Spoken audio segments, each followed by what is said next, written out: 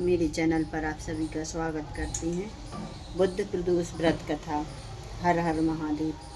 श्री गणेशाय नमः। बुधवार को प्रदोष का व्रत पड़ रहा हो तो उसे बुद्ध प्रदोष व्रत कहा जाता है। इस व्रत को करने से व्यापार में उन्नति और समृद्धि होती है। बुद्ध प्रदोष व्रत की कथा इस प्रकार है।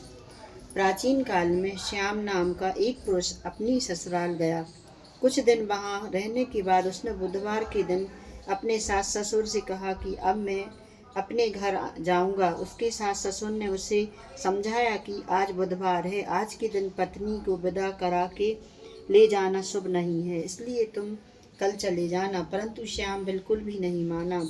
विवश होकर उसके पास सास ससुर ने उन दोनों को विदा कर दिया। रास्ते में श्याम की पत्नी को प्यास लगी। श्याम पानी पीने चला गया।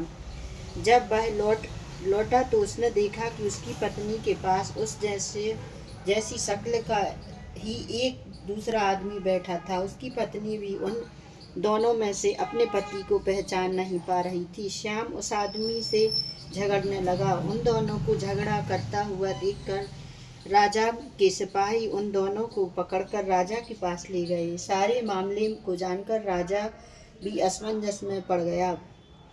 तभी वहां आकाशवाणी हुई कि श्याम किसी का कहना ना मानकर बुधवार के दिन अपनी पत्नी को विदा करा कर लाया है, इसलिए इसके ऊपर बुद्ध देवता का प्रकोप हुआ है और यह समस्या उत्पन्न हुई है। अब यदि श्याम अपनी पत्नी सहित ससुराल वापस लौटकर बुद्ध प्रदोष का व्रत करे तो ही उसका यह संकट दूर होगा। यह सुनकर श्याम ने ऐसा ही करने का संकल्प लिया। उसके संकल्प करते ही नकली श्याम अंतर्ध्यान हो गया। राजा ने भी उसे छोड़ दिया।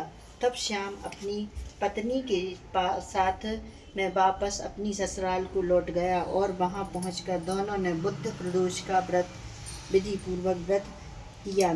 इससे बुद्ध देवता का प्रकोप दूर हुआ और शंकर जी भी प्रसन्न हुए। अगले दिन श्याम अपनी पत्नी को विदा कराकर अपने घर सकुशल ले आया। अब श्याम अपनी पत्नी के साथ नियम पूर्वक बुद्ध प्रदोष का व्रत रखने लगा। इससे उसका व्यापार भी काफी बढ़ने लगा तथा वे दोनों सुखपूर्वक रहने लगे। राधे राधे।